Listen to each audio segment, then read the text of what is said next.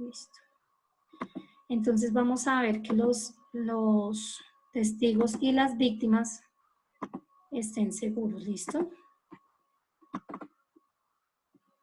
Lo otro es la capacidad de respuesta de la víctima. Entonces aquí, ¿qué vamos a ver? Vamos a ver si el paciente responde. Si el paciente responde, lo vamos a dejar en una posición y vamos a averiguar rápidamente qué le pasó, ¿sí? Entonces, y si el paciente no responde, vamos a pedir inmediatamente ayuda para activar el sistema de emergencia y lo vamos a dejar en decúbito supino. Decúbito supino es acostado boca arriba, ¿listo? Y por otro lado vamos a mirar que la víctima respira. Entonces, vamos a comprobar que la persona respira. ¿Cómo lo vamos a comprobar? Pues vamos a abrir la vía aérea por el método más adecuado que nosotros tengamos. Entonces vamos a tratar de despejar la vía aérea del paciente y escuchar. Primero vamos a ver, vamos a escuchar y a sentir si el paciente está respirando. Entonces para eso tenemos que observar, poner el oído y mirar si el paciente sí está respirando. Entonces si el paciente respira, pues el paciente respira sin conciencia, vamos a hacer esto que les dije anteriormente. Y vamos a averiguar qué pasó, pero pues todo esto tiene que ser en un tiempo demasiado rápido, no nos podemos tardar haciendo esta indagación.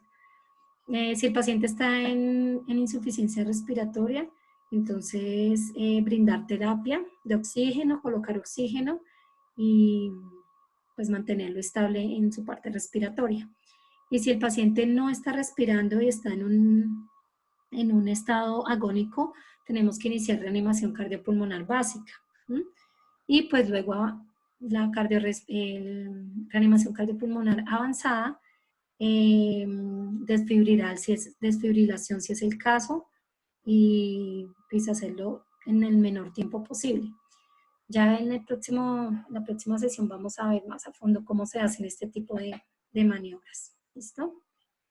Digamos que para todo este tipo de enfoque con el paciente grave, vamos a manejar el mismo algoritmo, perdón. Para el resto se evalúan otras fases que son la respiración, la circulación, que en la circulación miramos cómo está el pulso, cómo está el llenado capilar, cómo está la tensión arterial, pero esta es como en el paciente que está grave, el algoritmo que se debe seguir en el paciente que está grave. Bueno.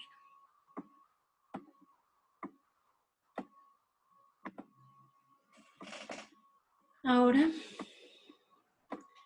entonces, ya al concluir esta etapa, entonces, ¿qué tenemos que garantizar? Que el paciente ya tenga su vía aérea permeable, ya tenga oxígeno, suministro de oxígeno o apoyo ventilatorio si es el caso, es decir, que ya si tuvimos que haberle puesto ambú o lo que sea, ya tenerlo controlado, el apoyo circulatorio, que ya le hayamos canalizado una vena, que le estemos pasando los líquidos endovenosos, y que ya le hayamos colocado sus medicamentos según sea el caso, sus medicamentos básicos como para la atención inicial. ¿Listo? Esto se llama el ABC de la atención, de la revisión primaria, que debe hacerse idealmente en menos de 1 minuto. Entonces,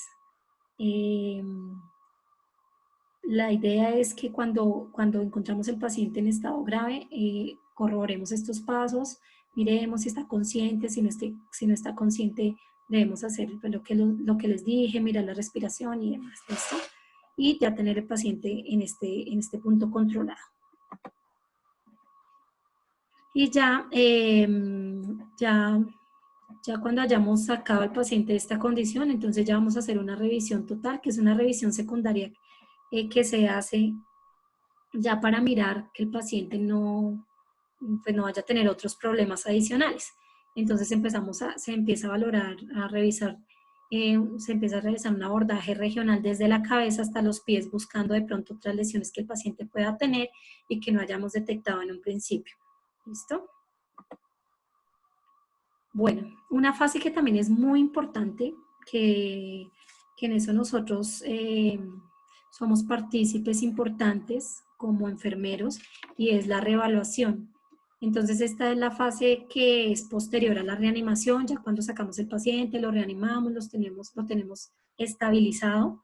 Entonces hay una fase que es la que nos permite hacer un monitoreo continuo. Entonces esta es la fase posterior a la reanimación, porque el estado clínico puede cambiar de un momento a otro, entonces no podemos confiarnos de que el paciente ya lo reanimamos, entonces ya está estabilizado, sino que tenemos que hacer un monitoreo en ciertos periodos de tiempo, en cortos periodos de tiempo, monitorear igual la parte ventilatoria, que tenga su oxígeno adecuado, que monitoreo de signos vitales, la tensión arterial, la frecuencia cardíaca, la frecuencia respiratoria, cómo está saturando, cómo está estabilizado el paciente y en qué posición se encuentra, porque puede que el paciente de pronto se ocluya, no sé, se ocluya el soporte de oxígeno porque está mal acomodado. Entonces, en todo eso nosotros jugamos un papel muy importante para que el paciente pues llegue a su destino cuando le están trasladando lo más estable posible, ¿listo?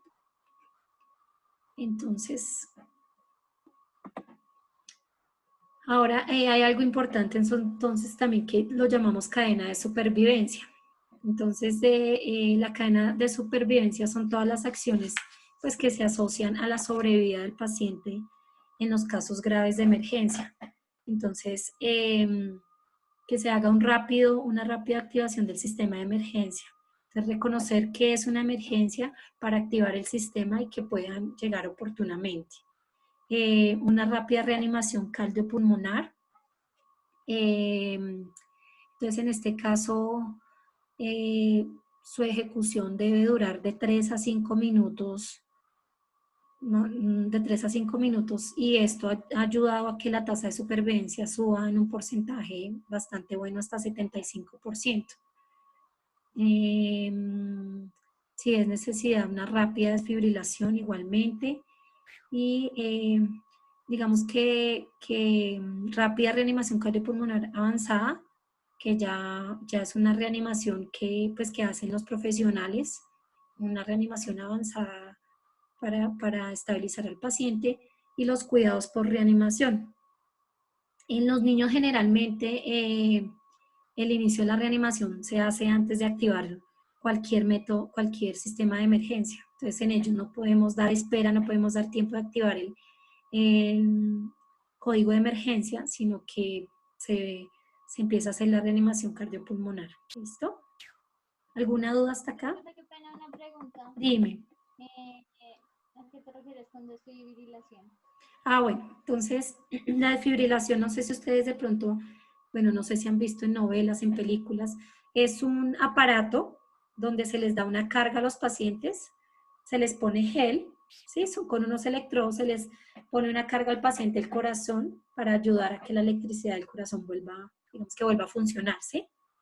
Entonces es un aparato, el aparato se llama desfibrilador y se usa para los pacientes que han entrado en paro cardiorrespiratorio, pues para que el corazón le dan una carga, un voltaje de energía para que el corazón vuelva a activarse. ¿Sí? ¿Sí quedó claro? Listo. Bueno, entonces en la supervivencia miramos que el tiempo es inversamente proporcional con la mortalidad. Es decir, que mientras más rápido actuemos, va a ser menor el riesgo de que un paciente muera o que quede con una discapacidad. Entonces, en este punto digamos que la reanimación y la desfibrilación, que es lo que les contaba, debe durar entre 3 a 5 minutos máximo. Posterior a eso, Posterior a eso hay 10 minutos para la escena y la hora dorada. ¿Qué es la hora dorada? Es un tiempo en el cual un individuo que ha presentado un traumatismo tiene el porcentaje más alto de sobrevivencia. O sea, son los primeros, la hora dorada es el primer tiempo que nosotros tenemos para poder sacar al paciente y que su sobrevivencia sea realmente, el paciente pueda sobrevivir. Es ese tiempo en que nosotros tenemos para sacar al paciente de su emergencia, ¿sí?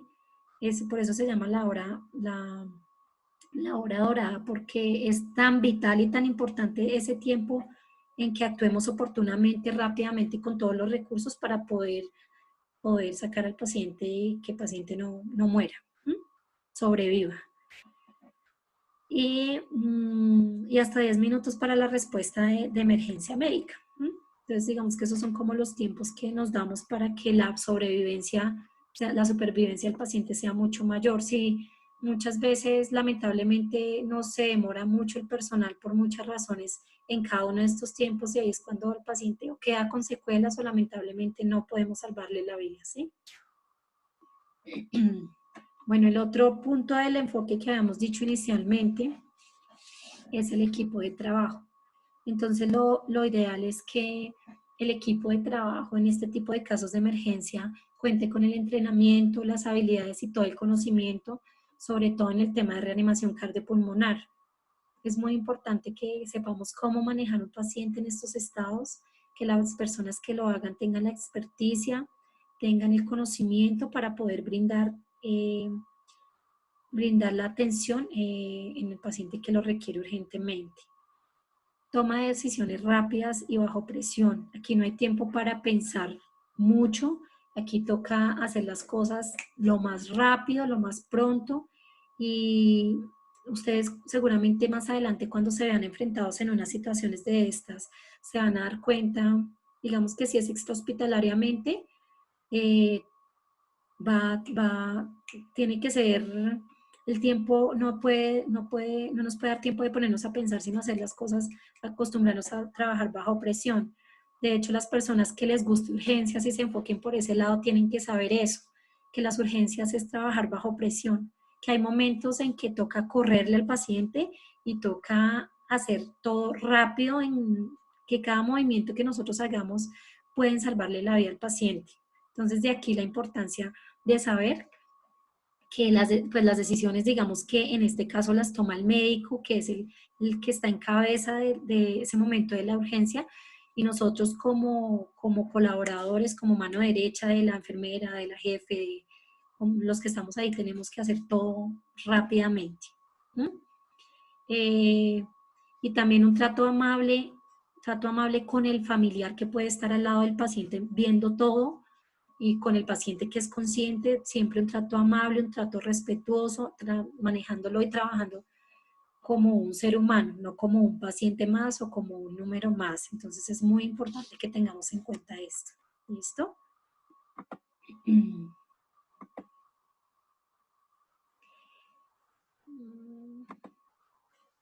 Quedamos precisos, bueno. Y importante el papel que nosotros desempeñamos. Entonces, frente a una urgencia, el papel en la enfermera es un papel primordial en donde nosotros somos los dadores de todo el soporte. Somos los que cumplimos con canalizar al paciente, con brindarle el soporte de medicamentos, con asistir al médico, y en muchos casos seguramente nos toque a nosotros reanimar. ¿M? En muchos casos seguramente seamos las protagonistas que nos toque hacer una reanimación mientras llega el otro equipo de emergencia. Entonces, por eso es importante prepararnos y saber que nuestro papel como enfermeras es un papel muy importante en la actuación de la urgencia. ¿Sí? Que de nosotros también puede depender salvarle la vida al paciente y evitarle complicaciones más adelante. Entonces, pues digamos dentro de las actividades de la enfermería como en términos generales, nosotros vemos que la enfermera hace recepción, es la primera persona que recibe al paciente, que lo clasifica, que lo dirige a su punto de atención por prioridad, ¿sí? Entonces, nosotros digamos que somos las que recepcionamos esos pacientes, las que les tomamos los signos vitales y las que damos la alarma en caso de una emergencia. Decimos, si este paciente está hipotenso, este paciente está bradicárdico, está, digamos que somos las que damos esa alarma de las condiciones reales del paciente. Hacemos evaluación cuando llega la ambulancia o revisamos la condición del paciente, cuando llega el servicio de urgencias, revisamos la condición del paciente, como que nosotros ya estamos en la capacidad de hacer un diagnóstico preliminar y decir este paciente está en paro, este paciente está presentando un infarto, pues porque ya con el conocimiento que vamos adquiriendo y las habilidades, vamos mirando qué sintomatología puede presentar el paciente y podemos determinar, hacer un diagnóstico preliminar, ¿sí? Y seguimiento y monitoreo de los casos ya cuando están estabilizados. Nosotros somos las que tomamos los signos vitales, las que le informamos a la jefe, le decimos, mire, este paciente sigue con la tensión muy baja, o este paciente sigue con la frecuencia muy elevada. Ustedes son la mano derecha del resto del equipo de salud. Entonces, para mí, o sea, se los digo, ustedes desempeñan un papel muy importante en nuestro trabajo diario, en todo lo que hacemos, en todo lo que las labores que desempeñamos. Ustedes son ese eje fundamental e importante. Ustedes están en todo. El otro punto es manejo, pues porque ustedes hacen todas las acciones por prioridades, reanimación, incluso lo que les decía ahorita, incluso hasta administración de medicamentos según los protocolos. En este momento no hay tiempo para, es que la jefe no está para que administren medicamentos. No, si ustedes tienen el conocimiento, la habilidad y saben los protocolos, lo pueden hacer perfectamente porque en esos momentos está en riesgo la vida del paciente. La organización, entonces ustedes tienen siempre todo dispuesto para la recepción del paciente. Entonces, si en urgencia sabemos que nos va a llegar un paciente que traen porque tuvo un trauma severo y tenemos que tener todo listo, el equipo para brindarle su soporte de oxígeno, todos los medios y todos los recursos para tener todo listo para que cuando llegue el paciente nosotros lo recibamos y le demos el aporte de todo lo que necesita. Y capacitación porque siempre nos estamos capacitando, siempre estamos participando en cursos, en entrenamientos, siempre, de hecho, hoy en día los hospitales necesitan que tengan esto, para los hospitales generalmente piden el curso de reanimación, tanto para enfermería como para auxiliares y mucho más personas que vayan a trabajar en los servicios de urgencias, de unidad de cuidado intensivo, nos están pidiendo estos cursos y nosotros siempre vamos a estar en cursos, entrenamientos, pues porque somos las personas que están 100% con el paciente. ¿Alguna pregunta hasta acá? ¿No? Bueno, entonces dentro de los principios en el manejo de la urgencia, entonces lo que les decía inicialmente, tenemos que responder con rapidez al paciente,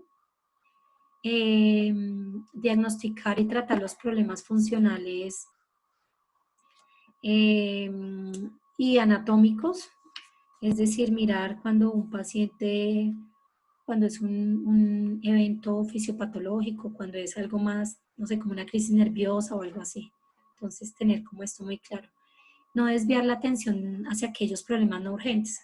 Siempre debemos enfocarnos en la urgencia a la que estamos atendiendo. Seguir un orden de evaluación y de prioridades en el tratamiento.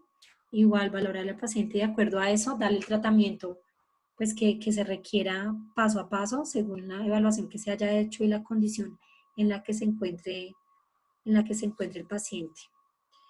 No descuidar la seguridad del equipo médico y del paciente, entonces siempre hay que estar seguros, nosotros tenemos que estar seguros, no podemos, si hay un accidente, una urgencia en un lugar, en una zona peligrosa, también nosotros tenemos que velar por la seguridad del equipo de salud que va a ir a atender esa emergencia, ¿sí?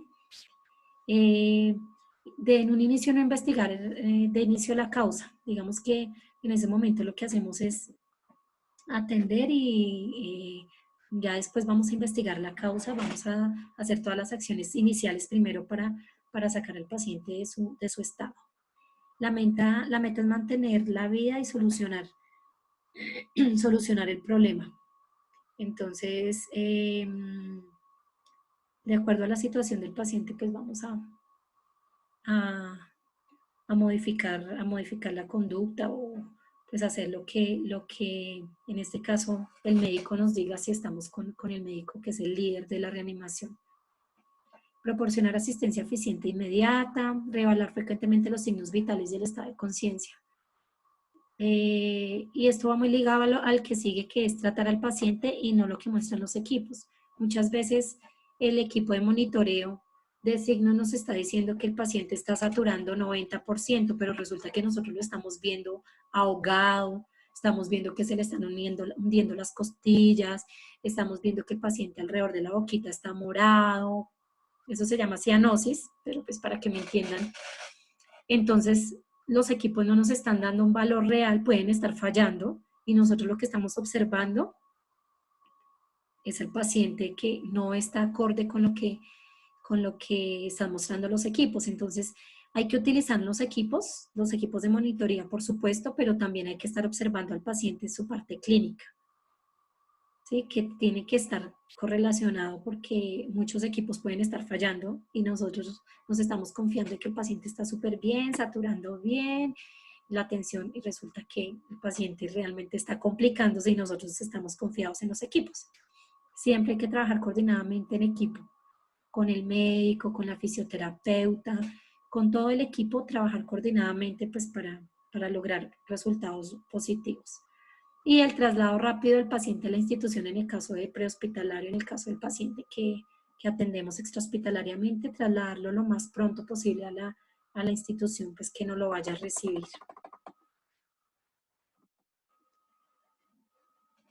Y equipo de trabajo, entonces digamos que en el campo de la medicina, como ustedes saben, hoy en día hay muchos retos éticos y surgen muchos interrogantes. De pronto ustedes han escuchado con el tema de la eutanasia, con el tema de consentimiento informado para los pacientes cuando ya no hay nada que hacer. Entonces, en este tema es muchísimo más, ya, listo. Ya casi vamos a terminar. Entonces, aquí es importante, bueno, nosotros sabemos que el objetivo de la reanimación cardiopulmonar es revertir como sea la muerte clínica del paciente, como sea a toda costa. Sin embargo, pues hay interrogantes que a veces nos hacemos. Y uno de ellos es preguntarnos cuándo no se debe iniciar la reanimación cardiopulmonar o cuándo detenerla, ¿sí? Entonces, digamos que a la primera pregunta, ¿qué creen? Si ustedes tienen un paciente, no sé, un paciente que tiene un cáncer terminal, que ya su pronóstico es demasiado reservado, ¿ustedes creerían que con ese paciente es ético hacerle una reanimación o qué creen ustedes? ¿Qué piensan al respecto? Karen, ¿tú qué piensas?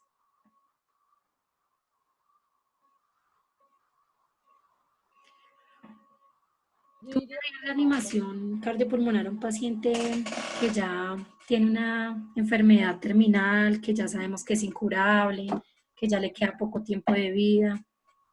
yo diría que no, profe. ¿Por qué? Pues por lo que dices, de que pues ya pues está muy mal básicamente, se Ujú. intentaría una o dos veces, o incluso antes se le preguntaría al paciente, ¿no? De si en caso tal de que le llegara a suceder eso, si se podría iniciar la RCP para Ujú. que pues continúe con vida, pero no creo que sea bueno hacerlo. ¿Tú qué piensas, Alejandra? Gracias, Karen. también de pronto porque si los familiares no dan la autorización de reanimación, pues ahí sí que uno no puede hacer nada. Ujú. Pues por mi parte no lo haría, ya sabiendo que pues, no puede hacer nada, que no hay cura, que lo dejan de... Listo, perfecto, muchas gracias. Entonces, pues lo que nos dice la teoría es que cuando no iniciar una reanimación, cuando efectivamente el paciente tiene una enfermedad crónica incurable, porque pues también el paciente tiene derecho a morir tranquilo, ¿no? De hecho, hay muchos familiares, lo que decía Alejandra, hay muchos familiares que antes de cualquier cosa firman un consentimiento diciendo, mire, yo no acepto que le hagan a mi familiar reanimación. Yo quiero pues que si llega a presentar algún paro cardiorrespiratorio, que muera tranquilamente. Entonces, ¿en qué otros casos? Cuando hay lesiones incompatibles con la vida, por ejemplo, cuando hay decapitaciones, cuando hay secciones totales de tórax o abdomen, cuando hay incineración. Entonces, en estos casos, digamos que no se realizaría una reanimación cardiopulmonar. Cuando hay presencia de signos de muerte, como por ejemplo rigor, que el rigor es cuando hay cambios químicos en los músculos que causan un estado de rigidez permanente y pues ya, digamos que ya el paciente tiene signos de muerte. ¿M? O cuando hay livideces fijas, que es cuando el paciente ya tiene la piel violácea, pues ya pacientes que ya llevan 2 o 3 horas de fallecidos y que de pronto el familiar dice, no, pero es que él todavía está vivo. Entonces puede presentarse esos casos. Y cuando hay signos de putrefacción, entonces digamos que hay condiciones pues que ya donde uno dice definitivamente no se hace la reanimación pues porque no, dadas las condiciones del paciente, no es lo mejor que se debe hacer. Y lo que hablábamos es aceptado el consentimiento médico del paciente o del familiar de no reanimarlo, ¿sí? Y eso pues es de acuerdo a cada caso se evalúa en forma individual. Y cuando se debe tener la reanimación, esto sí es importante porque muchas veces los familiares de pronto no entendemos que hay cierto tiempo donde los médicos van a hacer la reanimación, que es de 20 a 30 minutos aproximadamente. ¿Mm?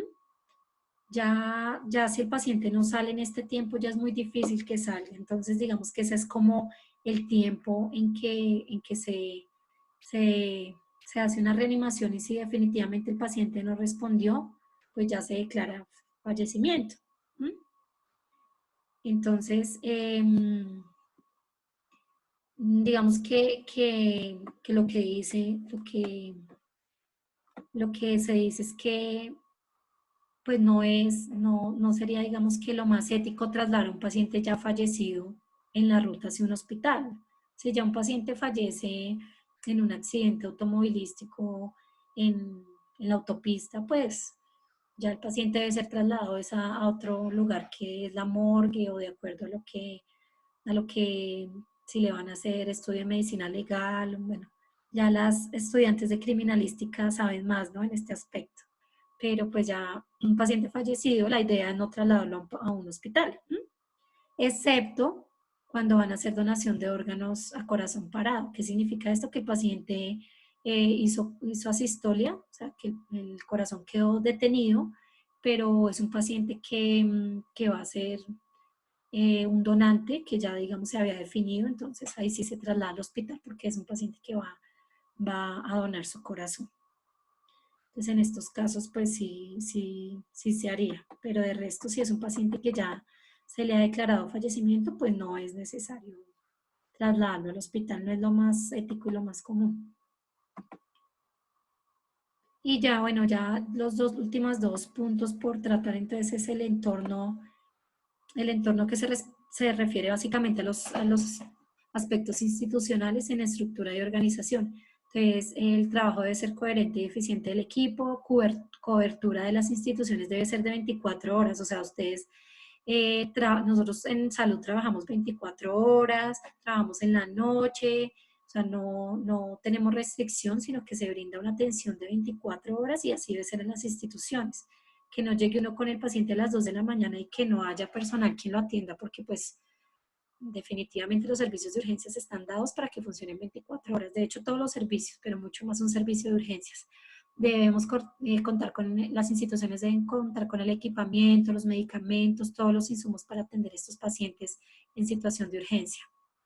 Tener capacitaciones continuadas a todo el personal, todos sus pacientes, todos los enfermeros, los auxiliares, los médicos deben estar en capacitación continua para este manejo, para el manejo de este tipo de pacientes en situación de urgencia. Y tener un sistema estadístico que nos mida indicadores de calidad, que así es como se miden las instituciones, para ver qué opciones de mejora, cómo podemos mejorar en la atención, en la calidad de la atención. Protocolos y guías de buena práctica, y ustedes van a encontrar igualmente a donde vayan a trabajar el día de mañana, que van a haber protocolos en sus respectivas instituciones, que cada uno se ciña a sus protocolos. No todos los protocolos o guías, bueno, las guías de práctica clínica sí son generales para todos los profesionales de salud, pero los protocolos sí son los que adquiere cada institución, no son iguales para todas las instituciones, entonces ahí sí es conocer cada uno qué protocolos maneja su institución.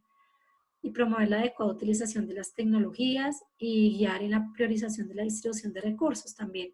Todo esto en las instituciones se maneja, pues, hacer un adecuado control de los recursos para disminuir costos, que no es que un paciente de pronto le gastemos tres tubos para ventilación, ¿por qué? ¿Para qué? Entonces todo hay también que justificarlo en estos aspectos ya institucionales, ¿sí? Todo.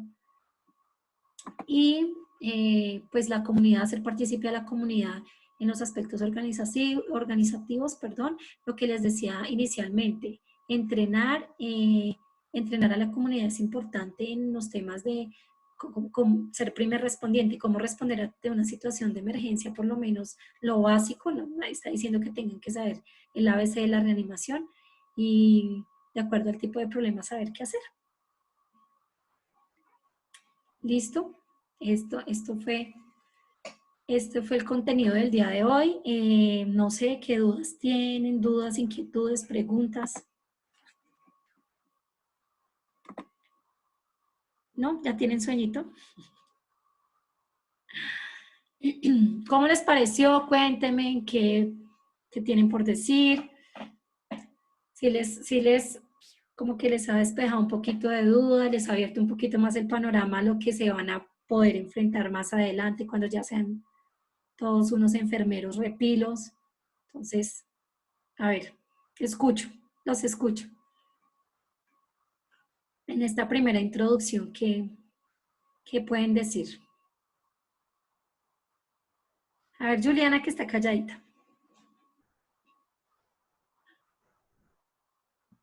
Pues no, nada, profe, que estuvo muy interesante la introducción. La verdad a mí sí me abrió como un poquito más los ojos,